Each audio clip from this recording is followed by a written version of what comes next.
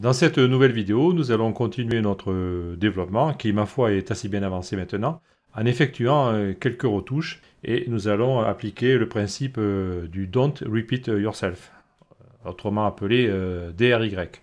C'est-à-dire que ici, dans notre code JavaScript, nous avons créé une zone ici pour afficher des éléments de blog dans l'accueil, mais je sais très bien que quand je vais faire la page qui affiche tous les articles du blog, je vais devoir recréer cette chaîne ici. Et donc ça c'est du gâchis, parce que ça fait du code qui est en double, et en plus si un jour je veux modifier une chose, c'est-à-dire changer le nom de cette classe par exemple, ou modifier un élément Bootstrap, il faudrait que je le fasse dans les deux cas. Donc ce que nous allons faire, c'est que nous allons créer une fonction qui crée l'élément du blog, et ensuite, au niveau de l'append, on appellera cette fonction ici. Ça sera plus cohérent. Cette fonction, pour les mêmes raisons que précédemment, je vais la créer dans le scope global de notre fichier JavaScript. Donc je me mets ici après la fonction format.REST-API et je vais créer ma fonction. Comme ceci. Je l'appelle build_blog_element. Je vais lui passer comme paramètre elem, donc ça sera l'élément de retour de la REST API, et aussi la date que j'aurai convertie au format français. Dans cette fonction, je vais simplement copier ici tout le bloc, d'abord le test de l'image featured URL, et ensuite la création de la chaîne BigString. Donc je peux même couper carrément, CTRL X ici, je le supprime, et je vais l'incorporer dans le corps de la fonction, comme ceci. Je vais rétablir l'indentation correctement. Ici, vous constatez que j'ai appelé elem et non pas element. Alors, je l'ai fait exprès, parce que element, c'est déjà le nom que j'ai donné ici. Alors, bien sûr, le nom qui est ici, à chaque fois, il est réduit à la fonction. On peut le récupérer et le donner ailleurs. Mais moi, je préfère donner un nom différent, parce que sinon, après, tout le monde s'appelle pareil, on ne sait plus de quoi on parle. Alors, je l'appelle elem, donc je vais devoir corriger ici toutes les occurrences de element. Donc, je les sélectionne toutes en faisant une sélection multiple grâce à l'éditeur de texte Sublime. Voilà, normalement, je les ai toutes sélectionnées, et je vais simplement les appeler elem. Voilà, comme ceci. Et ensuite, la date que j'ai affichée ici, je n'ai plus besoin d'appeler la fonction puisque je vais l'appeler ailleurs. Donc là, je mets date, ça correspondra à ce qui est passé ici. Donc on est d'accord, ma fonction, on y envoie deux paramètres, l'élément et la date. Et il va créer, comme tout à l'heure, exactement pareil, ce que nous avions. Maintenant, il va simplement me suffire ici, à l'intérieur du for each, de modifier mon appel. Donc là, je vais supprimer cette ligne ici. Et je vais remplacer simplement par ces deux lignes. Donc je réindente correctement, comme ceci. Je vais faire un petit peu de place en enlevant les lignes vides inutiles. Je récapitule ce qui va désormais se passer. Je crée une variable qui s'appelle dateFormatted. Pour cela, je prends la fonction que nous avons créée ensemble tout à l'heure et je y applique la date contenue dans element. Donc element date, et bien sûr element c'est ce qui est retourné par la REST API. Ensuite, au niveau de mon élément bloc accueil, je vais rajouter avec la fonction append comme tout à l'heure, et à ce moment-là, je vais lui passer ici l'appel de la fonction buildBlogElement, à laquelle je passe element et aussi dateFormatted. Donc la date ici qu'on récupère à ce niveau-là, c'est dateFormatted. Elle sera à la française. Et le lm, ça sera l'élément. Tout simplement. Donc j'enregistre. Je reviens sur le site statique. Je croise les doigts en espérant que je ne me suis pas trompé dans le code et je rafraîchis. Et je vois un problème. Donc c'est que j'ai un problème quelque part. Je fais apparaître la console. Et il me dit, non, ça n'a rien à voir. Donc je pense que je dois avoir une erreur. Il va falloir que je cherche. Donc je retourne dans le code. Je vais aller examiner ma fonction ici. Donc là voilà. Ah ben oui, bien sûr.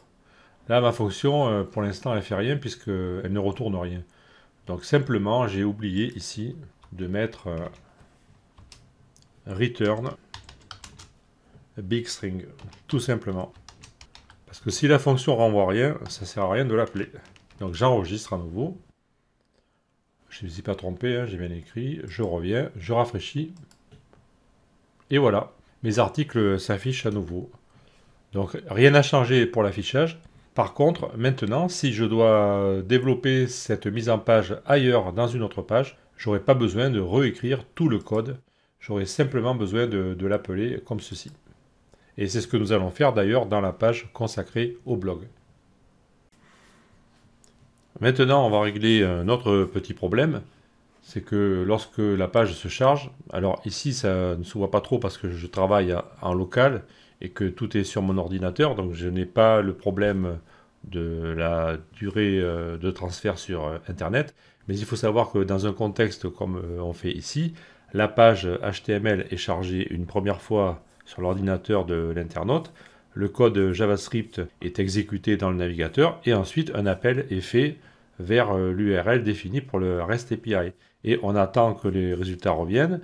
Les résultats sont traités par JavaScript et sont affichés. Donc ça, lorsque l'on est sur Internet, ça peut prendre un certain temps. Donc le visiteur risque de voir une zone vide et la zone se remplir tout d'un coup. Ça peut le déconcerter. Alors dans ce cas, on a l'habitude d'afficher à l'écran quelque chose qui fait comprendre à l'internaute qu'un chargement est en cours. Donc c'est peut-être un message chargement en cours ou alors un petit spinner qui tourne. Nous, on va utiliser un spinner.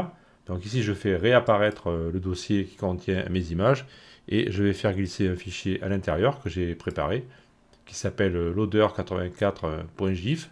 Si je clique dessus pour l'ouvrir, on voit que c'est un spinner, donc ça va tourner et je vais afficher cette image animée au début de mon chargement et je vais la cacher lorsque le chargement est terminé. C'est ce qu'on va voir maintenant. Je vais revenir dans la page qui contient le code HTML, ici, et juste avant la div blog accueil qui va contenir nos articles, ici, je vais insérer juste un élément comme ceci, qui s'appelle spinner load, et dans lequel je vais mettre un paragraphe centré avec l'image à l'intérieur, simplement.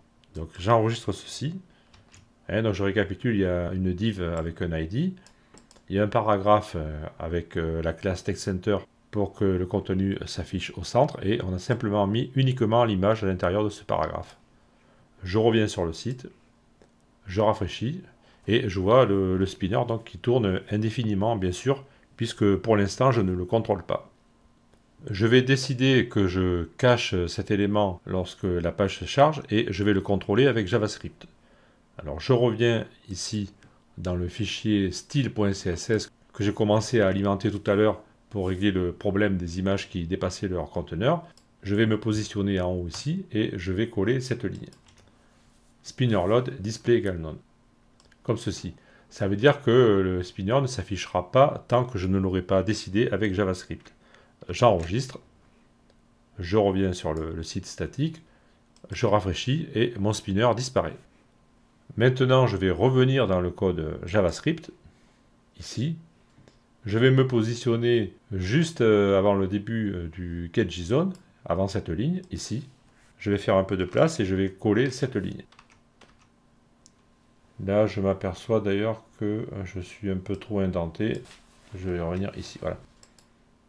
Cette ligne ici, ça veut dire que je vais afficher le spinner dès que le chargement commence. Et une fois que le for each sera terminé, c'est-à-dire la séquence qui affiche mes éléments du blog, et avant la fin du getJSON, ici, je vais à ce moment-là le cacher. Donc je fais hide. Comme ceci. J'enregistre, je reviens sur le site, et là je vais rafraîchir. Alors ça risque d'être furtif, étant donné que je suis en local, si on voit le spinner, on ne va pas le voir longtemps, mais on devrait l'apercevoir. Donc je rafraîchis. Voilà, j'ai vu le spinner un court instant, mais je pense que dans la vraie vie sur Internet, ça pourrait prendre 1 ou 2 secondes. Bien sûr, on désire toujours que ça prenne le moins de temps possible. Alors pour effectuer ceci, c'est-à-dire le fait ici d'afficher un objet et le fait de le cacher après, d'ailleurs je pense que même cette ligne pourrait être après, hein. Je pense que ça marcherait pareil, hein.